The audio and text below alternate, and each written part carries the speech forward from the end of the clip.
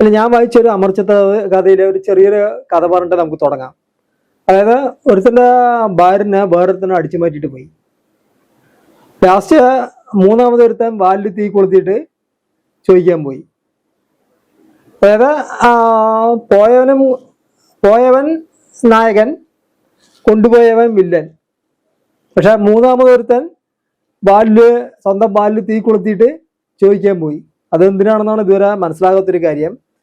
അതിപ്പോ നമ്മുടെ ആധുനിക കാലഘട്ടത്തില് പുതിയ റീസെന്റ് ആയിട്ടുള്ള പൊളിറ്റിക്കൽ തമാശകളില് ആപ്റ്റായി വരുന്നുണ്ട്. ഇല്ല, രാഹുൽ എന്ന പേര് പറയുമ്പോൾ തന്നെ ഇപ്പൊ എല്ലാ ആളുകൾക്കും പേടിയാണ്. രണ്ട് രാഹുൽമാര് ഇല്ല, രാഹുൽ ഈശ്വർ എന്ന് പറയുന്നത് റീസെന്റ് ആയിട്ട് കണ്ടല്ലോ അല്ല. അതായത്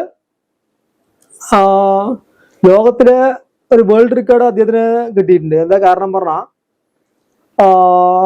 പീഡന കേസിൽ പെട്ട ആൾക്ക് വേണ്ടിയിട്ട്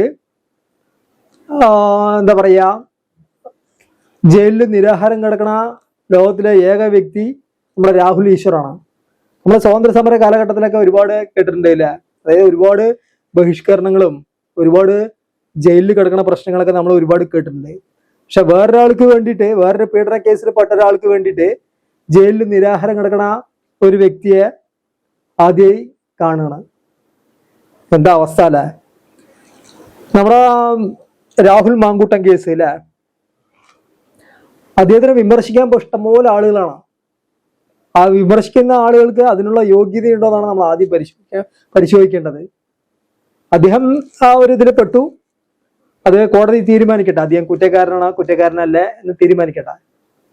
അതിനിടയിൽ രസകരമായി തോന്നിയത് രണ്ടുപേര് നല്ലൊരു അഭിപ്രായം പറഞ്ഞിട്ടുണ്ട്. അത് ഒന്ന് ഉണ്ണിത്താനും, രണ്ട് കെ മുരളീധരനാണ്. അപ്പൊ അവരുടെ അവസ്ഥ അറിയാലോ അല്ലെ. ഉണ്ണിത്താൻ എന്ന് പറയുന്നത് ഒരു കാലത്ത് ഡിവൈഎഫ്ഐക്കാര് ഒരു പെണ്ണ് കേസില് കാറിൽ തടഞ്ഞു വെച്ച് വലിയൊരു കോളുകളൊക്കെ സൃഷ്ടിച്ച ആളാണ്. രാഹുൽ മാങ്കൂട്ടത്തെ എന്ത് ചെയ്യുന്നത്, വിമർശിക്കുന്നത്. പിന്നെ അടുത്ത ആള് കരുണാകരന്റെ മകൻ കെ മുരളീധരൻ, അദ്ദേഹത്തിന് അറിയാലോ അല്ലെ. അതായത് ഗുരുവായൂര് ഒരു നടിയായിട്ട് വർഷങ്ങൾക്ക് മുമ്പ് പിടിച്ച വ്യക്തിയാണ്.